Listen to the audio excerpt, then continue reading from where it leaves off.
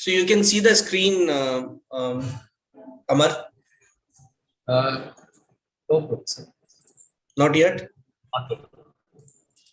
I shared it actually, but I don't know what happened. So you can see the screen now? It is starting to share.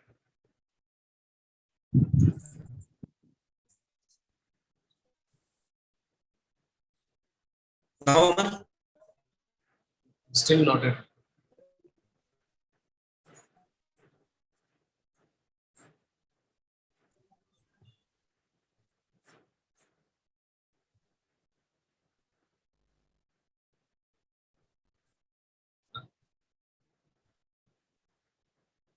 It's now.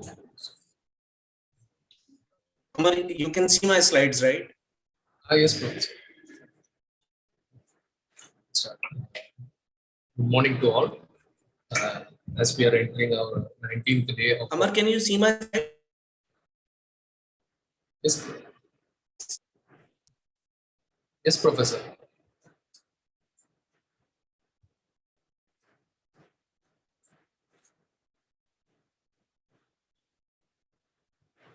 Yeah, now it is in full screen.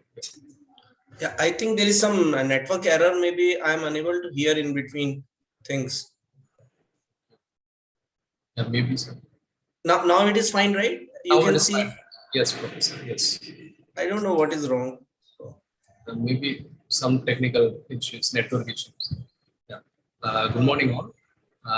As we are entering our 19th day of our BIIS-12 workshop, today we have with us Professor Amit Asthana, Associate Dean Research, HOD and Associate Professor, Department of Medical Devices, NIPER, Hyderabad.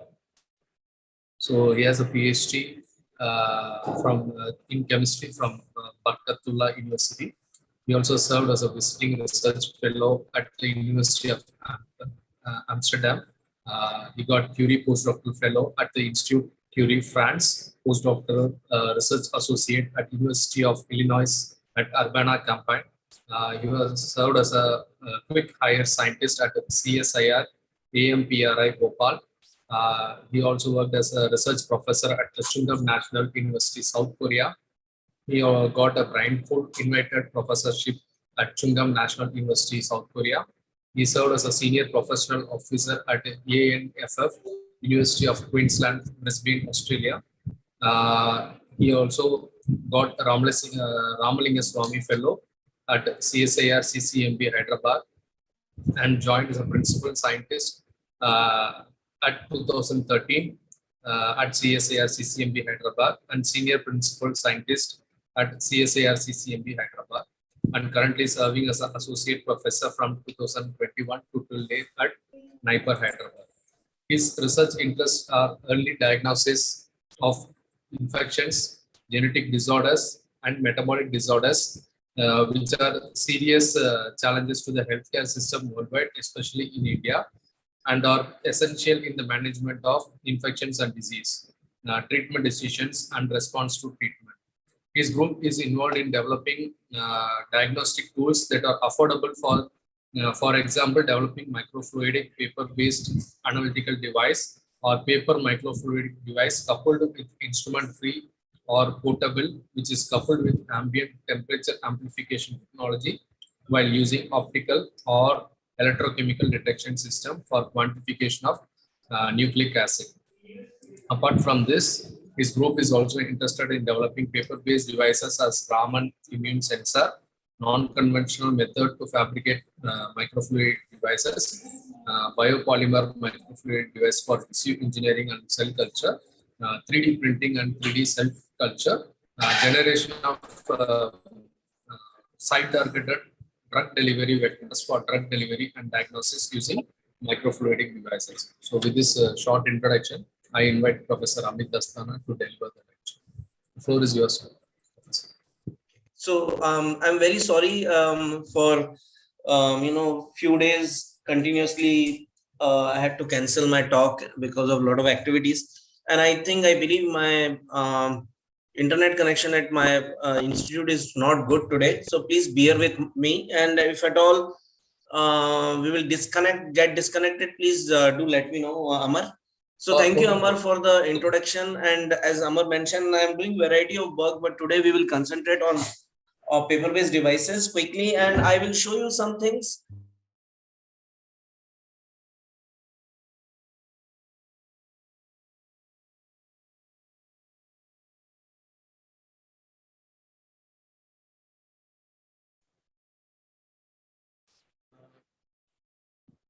Professor, I think we lost you.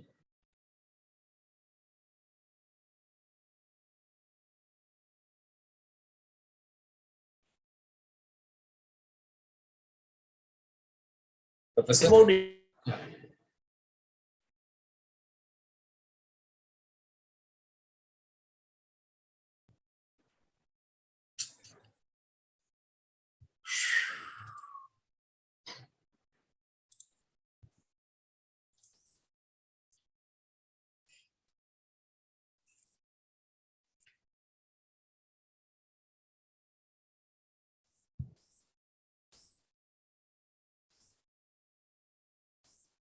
Okay, sorry about this problem again and again coming. So I hope you can see my slides now.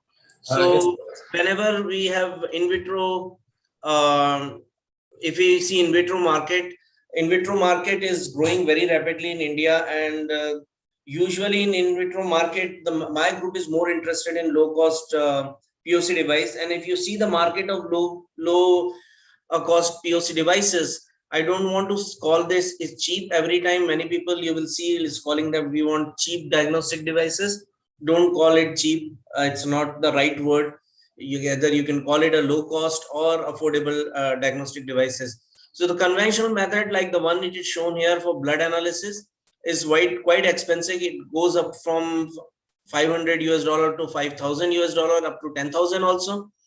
And then we have kits like, within $300 for influenza testing kits. And nowadays you are seeing a lot of COVID testing kits which are about 100 rupees or 150 rupees.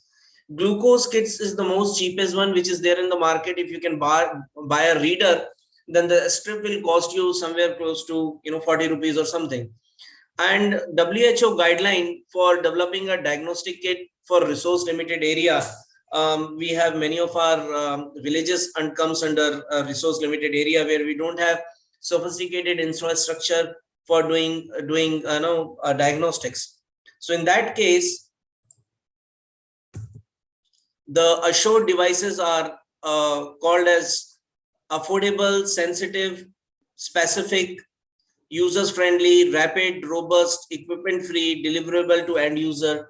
And the way you can make these devices are basically microfluidics devices. And there are a lot of material which can be used for making microfluidic devices. In my group, we concentrate on paper-based devices. We do also make PDMS devices, but they are not very often translatable to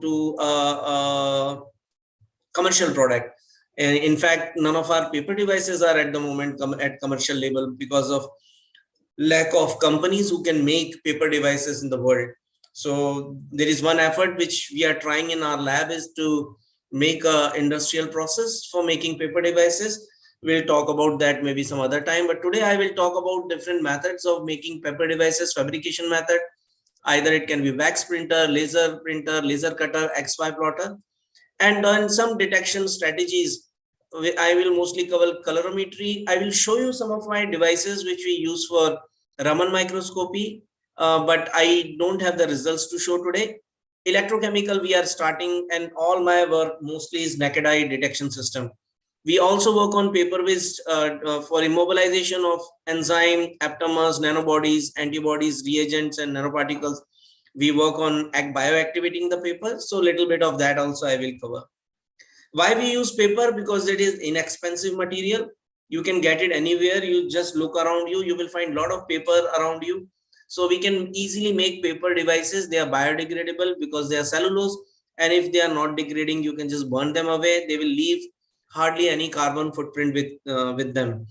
And sample moves in the paper very easily with just a drop of, when you put a drop of any solution, which you will see in the slides also, on paper, it will weak in all the direction. If somehow, and that is because of capillary, because paper is made up of cellulose, so the cellulose fibers are entangled with each other, so the gap in between work as a capillary, and they are portable and you can easily store them. So as I mentioned to you, you can see here, this is a paper towel where you put a drop of any solution, it is weaking in all the direction. If some way we can make hydrophobic barrier like the one which is shown here in the blue, and you leave the inside of the paper as it is hydrophilic, so this area now become hydrophobic. So if I will put a drop here, and if I immobilize some antibodies, antigens, enzymes, etc., this can be detection zone. So if I put a drop here, that drop will move within these boundaries, it will not go anywhere else. So that is the whole idea of making paper devices. So one of the paper device is shown here, wherein I am putting a drop of a solution, and it will go from this side to inside the within the channels. So it is not going anywhere. If I don't have this pink color barrier, then water will leak and it will go in all the directions. But here you can see that it moves within these boundaries. So I will run it again if it is possible for me. Let me check. Okay, so you can see it here. I am putting the solution here in the center, and it is reaching to the detection zone. So it's a simple device wherein I'm putting the solution and the solution is moving within the boundary. So I'm giving solution a directional flow by doing this. So you can have various designs, like design which I can show you here, like this one, or a design like this one. I hope you can see. Let me check if at all you will be able to see. Yeah, like this one, right? This is laser cut device, and this is a device which is made by wax printing. Or you can have devices like this, laser printed devices. So let's go further and see what can be done. So there, if you go and see the literature, there are various methods which are there. I will not go in detail of this methods. If you want to, if you any of you want this slide, I can send this slide to you. What we are interested in, XY plotter, which is easy to use, or wax printing. So nowadays wax printing is getting difficult because the printer which people have started using for wax printing is now no more available in the market. Xerox, the company which used to make this printer, have discontinued it. So there are other methods like plotting, inkjet printing, inkjet wax printing, flaxometer. If you go and see literature, you will find a lot of methods of making devices, even laser cutter and plotter cutter also. So in my group, we use wax printer. Now this wax printer is no more with us, so we are basically using a laser printer, and I will tell you the details of that laser printer. And we use XY plotter and laser cutter.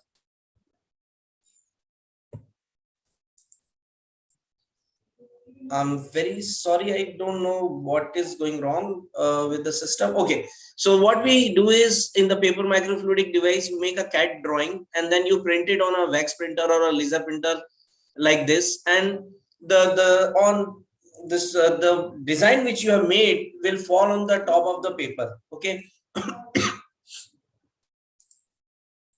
It will fall on the top of the paper and it will be there, but rest of the area is empty. So if you make a device, like if you make a round shape here and you put a solution, it will just leak from every side. So what you want is that this wax should melt and go towards the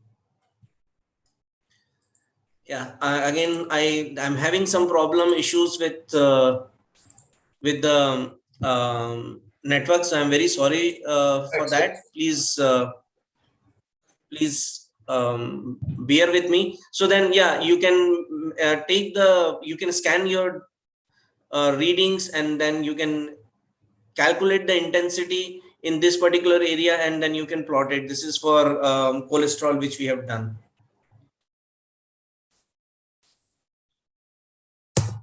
So this is how this wax look like in wax printer. Now we have replaced this wax with the XY plotter. So here we take the drawing. We have this XY plotter, and then this XY plotter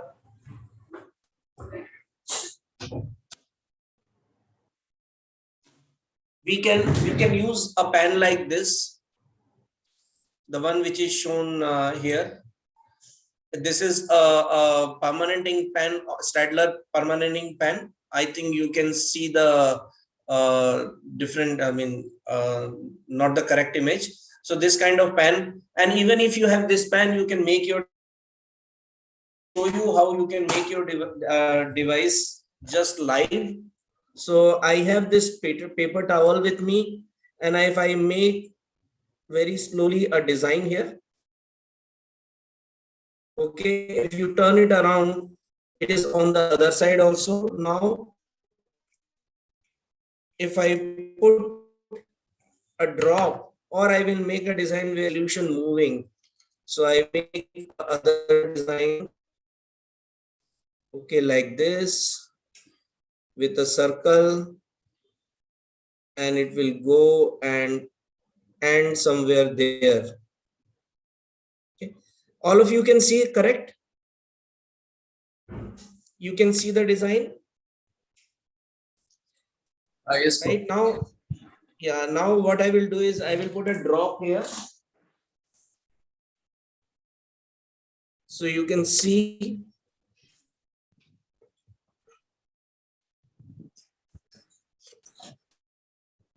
I am putting a drop on this surface, and you can see solution is moving within these boundaries. It is not going anywhere else.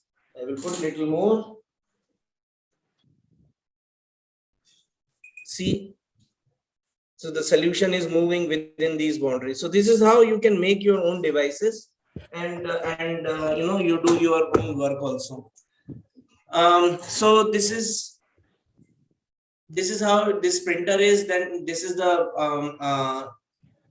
Stadler pen.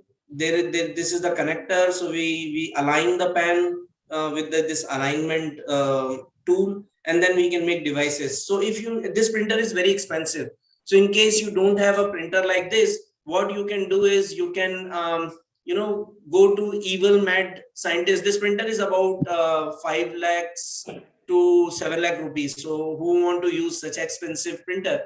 So in place of this, you can go to Evil Mad Scientist, and you can look for Exedraw SCA3 printer like the one shown here. It's a very handy printer. You can fold it and put it in your bag and connect it with your laptop. It comes with few parts. So this is the part for, you know, putting your pen or any cutter, anything intact to the plotter, electrical connection and UV port, and this is hardly $800, which is 45-50,000 rupees, which is not that expensive to start your work. And if you are a DIY kind of person, do it by yourself kind of person, then what you can do is you can make your own system.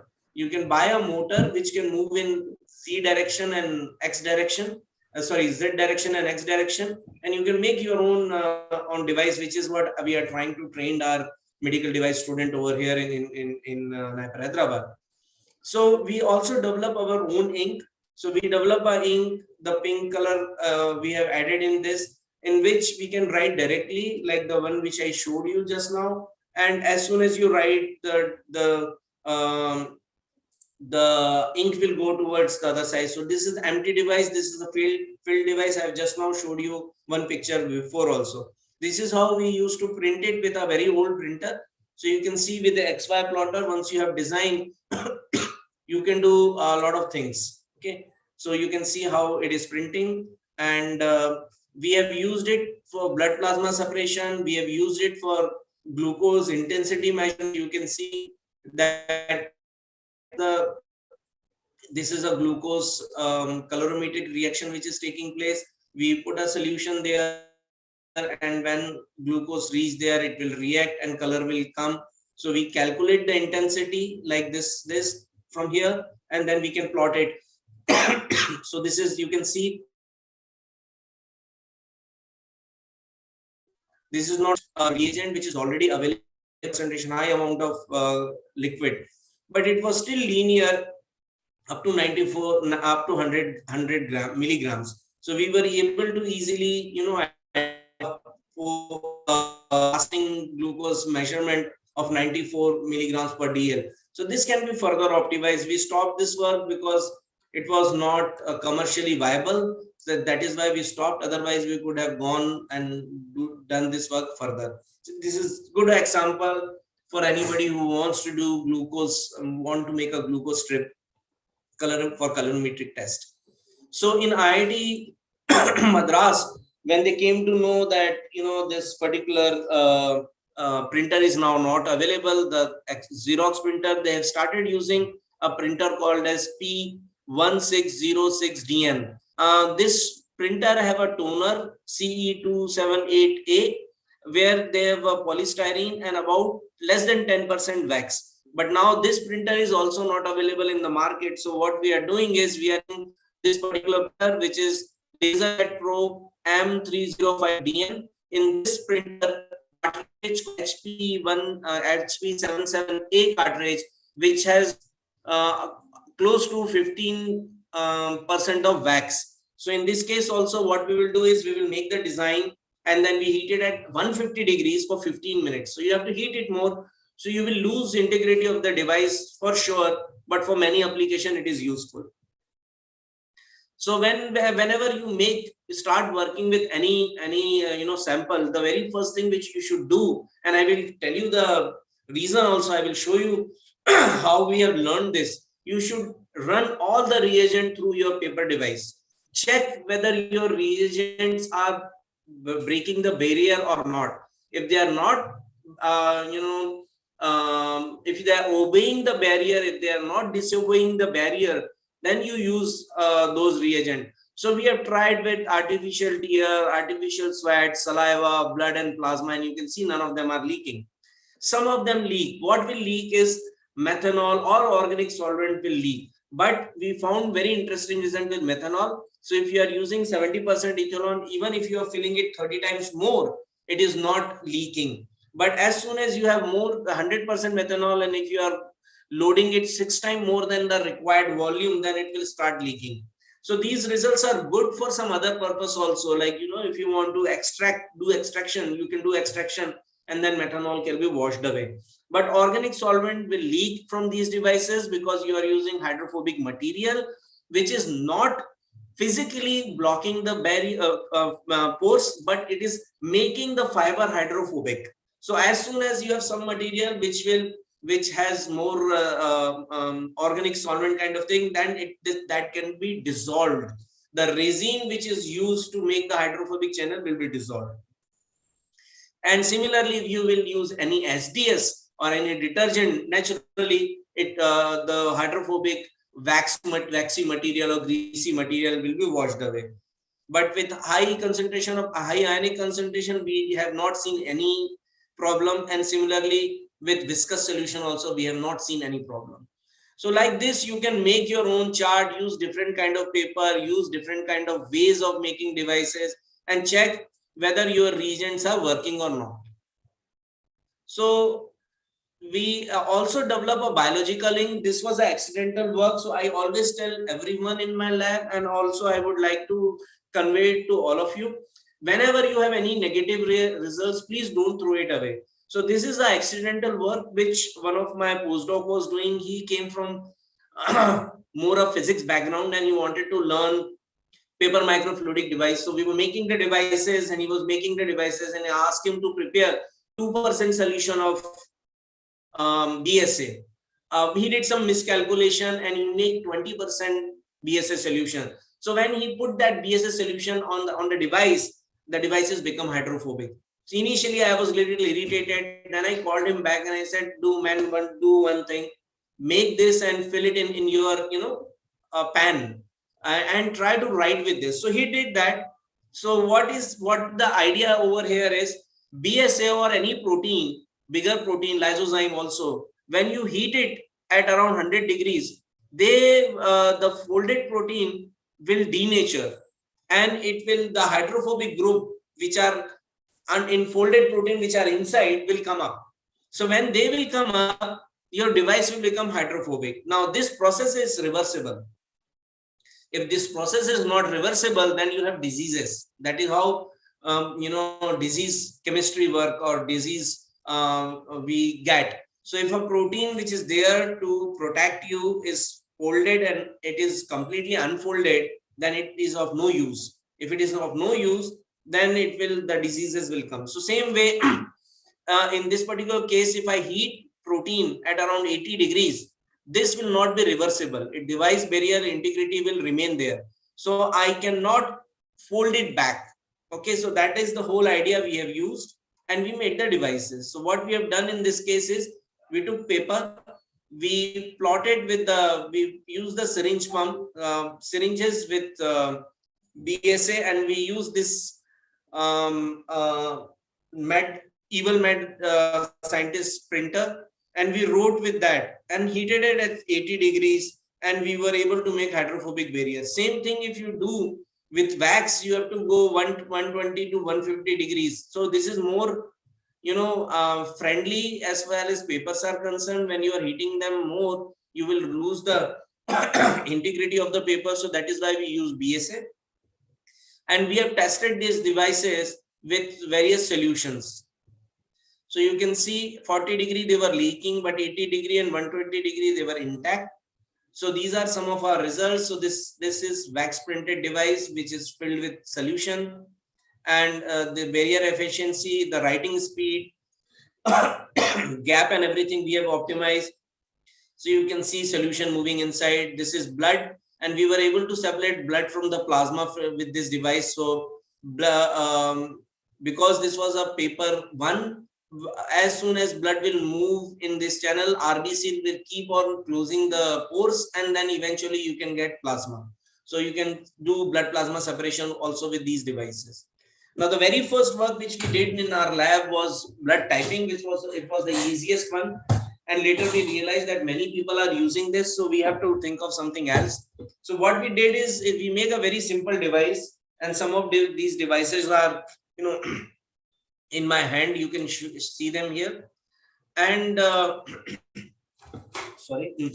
So these are the paper devices. This is the fine first print. It is very sharp print. When you heat it, there will be always some diffusion, so you have to make sure that you know how much diffusion is taking place, and according to that you make your own design rules.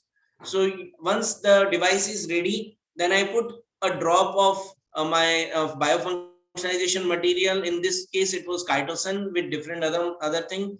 Once it is biofunctionalized, then we put antibodies. So this is antibody A, which usually come in blue color solution, antibody B, which comes in yellow color solution, and RH factor is always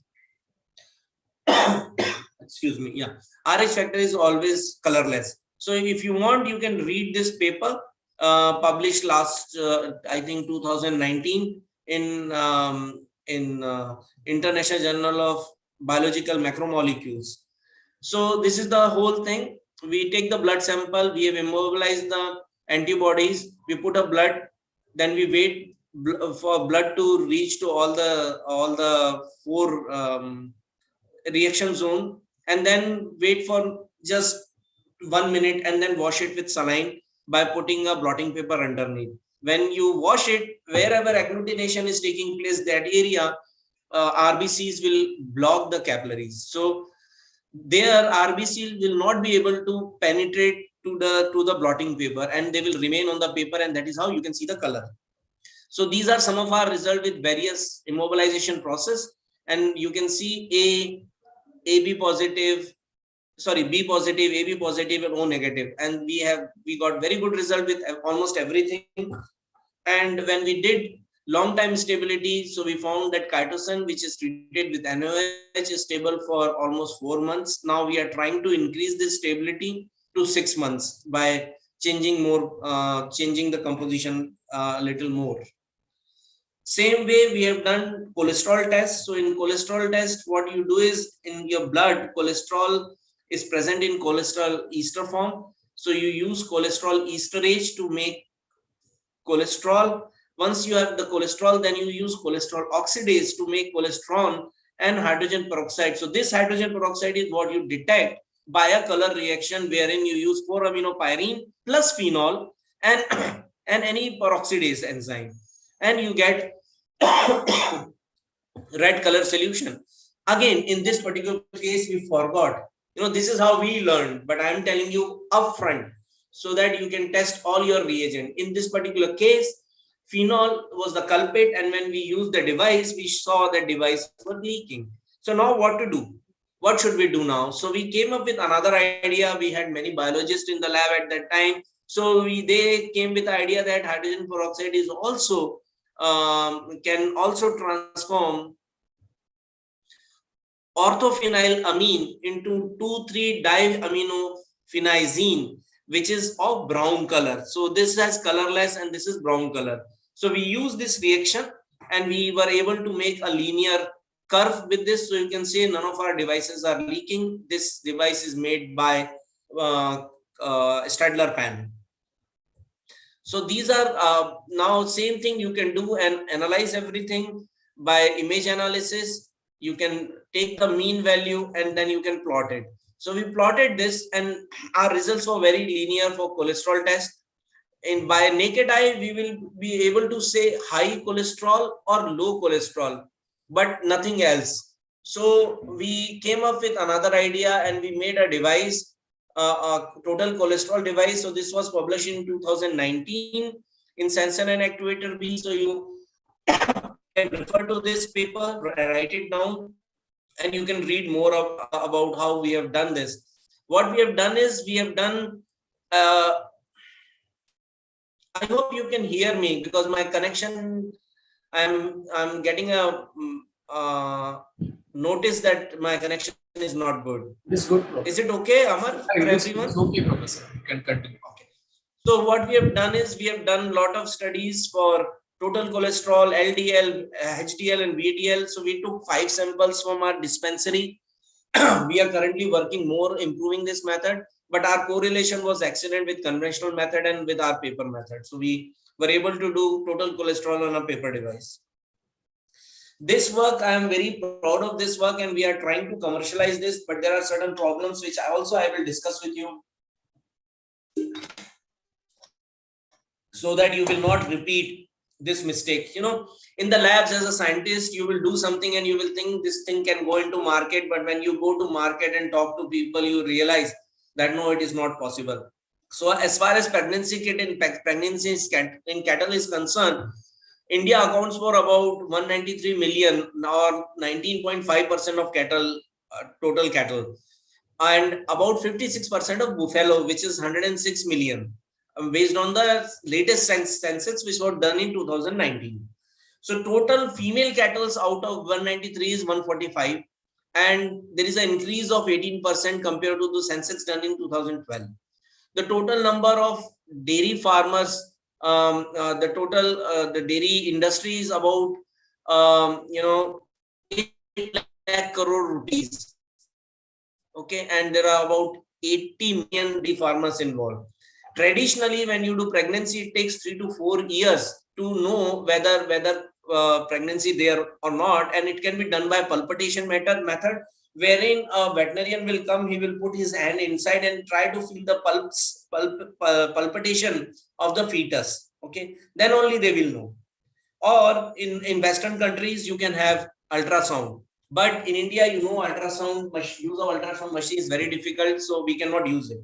So what is the way? The distance between artificial insemination and then detection of pregnancy is too large, and during that time, 3 to 4 months, dairy farmers lose a lot of money. So if we can tell them if they can decrease the intercalvation time, then it will be very economical for them and they can earn money. So when I was working in CZMB, one of my colleague identified a potential biomarker in dung sample, and we have worked on that. It's a metabolite of a particular molecule which is present in the cattle, and we can detect the pregnancy as early as 4 to 5 weeks. So what we did in this case is we took a device in test zone. We have immobilized standard antigen, which is available in the market, and in control also the same thing. In negative control, we have just blocking buffer. So idea is very simple. You have a paper where you are immobilizing the antigen which you want to detect. When there is nothing in the sample, when you bring the antibodies which are tagged with HRP, the enzyme, they will bind. Now you wash it also, they will not go. Now when you will bring the substrate, that substrate can be OTP or any other substrate, it will give you a blue color. Okay. Now in another scenario where you have antibodies immobilized on your, and this will also happen in control in this area. Okay. Now in test zone, say for example, we have test zone sample where antigens are present. So when you put the antigens, they will not bind, they will be free, and the antibodies will preferably competitively bind to the antibodies which are free. Now when you will use buffer to wash them, they will be washed away. So now when you will bring substrates, the color will be much less. Okay, so this is how we thought we will make the device. So our device was supposed to be, when you have non-pregnant, you will see two zones of colors, right? Because of this, because your antibodies are not are reacting with the antigen which is standard antigen. But if there is a sample, then you will only see color in the positive zone or control zone, not in the test zone. It will be either less or no color. So these are some of our results. This is a non-pregnant sample because you see color in both. This is a pregnant sample where you see no color here or less color here. But here, if I show you the video, you will see this is a multi-step method. So you can see we are adding the sample. Then now we are adding the reagent. One is an antibody. Reagent 2 is so we added 3 times. Reagent 2 is buffer, washing buffer. We again added thrice, and this is the color set. So you can see substrate after substrate, we saw the color development, and we see that it is a non-pregnant sample. Now in this particular case, you can see again, I am putting a sample. After putting the sample, I am again trying to add antibodies, then buffer, and then the sample. Now if I keep on doing this, it is not so we are getting result, but it is not good for farmers. They cannot add this many times. So when we came up with another design, the design is something like this. So the one which I'm showing you is actually a 4-layer design, but now we are using a 5-layer design. So in one of these designs, we will immobilize the antibodies. Okay. So we put the sample there, buffer there, and sample there. Through this channel, sample will reach to this area where antibodies are immobilized, and this is your detection zone. So we did that and we folded it. So after folding, the device will look like this. And when you turn it around, this is where you will do detection. So we did this, but again, we have to add thrice the substrate. So still it is not feasible. So what we have done is, so this is the commercial device which we are trying to bring to market at the moment, but not many people are at the moment interested in this device. So this is the device which I have shown here in my hand. So you can, because there is a light coming from behind, you can see the layers. So the layers are basically here, shown here, all 5 layers for proper working. and these are the devices and with all the things. I will quickly show you a video, go through this video, which will give you a lot of idea how this device works.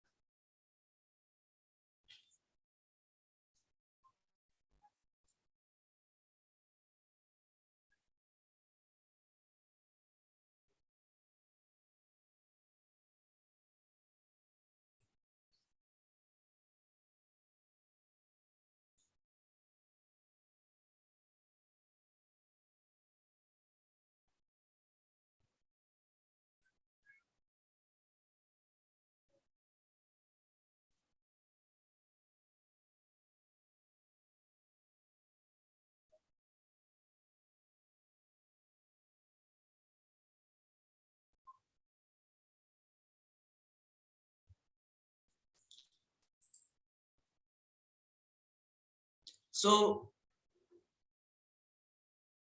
yeah, I will stop here because we have 15 minutes, 10, 11, 12 minutes. So we can discuss further. So I've shown you all the results. If you are have any questions, we can discuss. There is something on viscosity also, but I think we don't have enough time to show that. So let's have a discussion and let me know if you have any questions.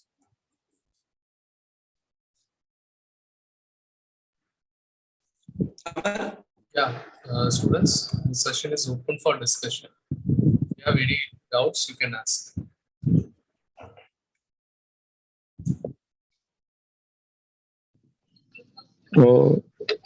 Sir, what are the disadvantages of paper microfluidic devices when compared with the PDMS devices? Like, what are the advantages and Disadvantages disadvantages? of what, Abhinav? paper microfluidics compared to PDMS-based devices? See, the biggest disadvantage at the moment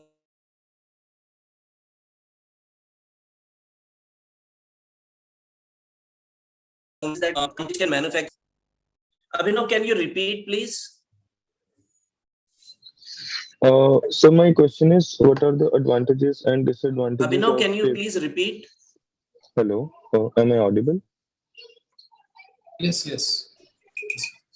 So my question is, what are the advantages and disadvantages of paper microfluidic devices over Actually, yeah, there is some PDMS-based breakage. devices? So what I understand is that you are asking me what is the disadvantage of paper device compared to PDMS device, correct? Yes, sir, and advantages also.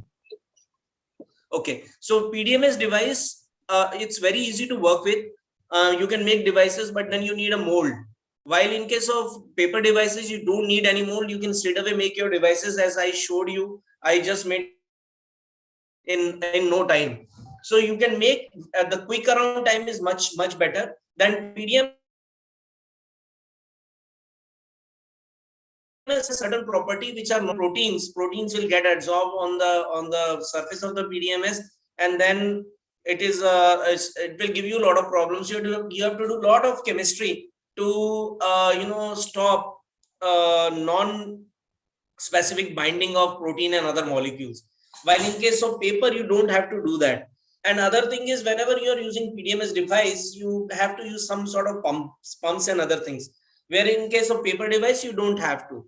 Now, disadvantage of paper device is that the chemistry is not yet been properly optimized for immobilization of antibodies, and there is not a single company which can make paper devices in the world at the moment. There is one company called as Array, but they are very expensive. So we are trying to see if we can make a company and start making these devices. Of course, one more development is that they have commercialized any device as yet. So these are the pros and cons for paper device and PDMS device. Any other questions?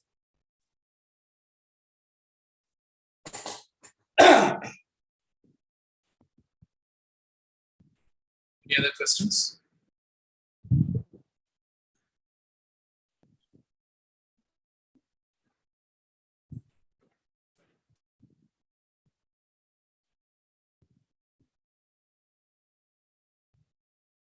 Anyone else?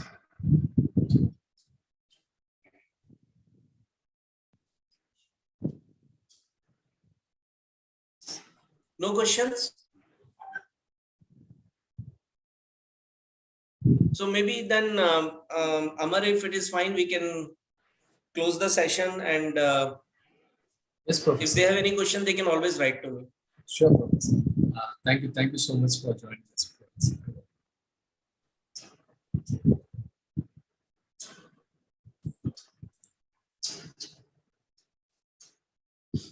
I think somebody is trying to connect audio.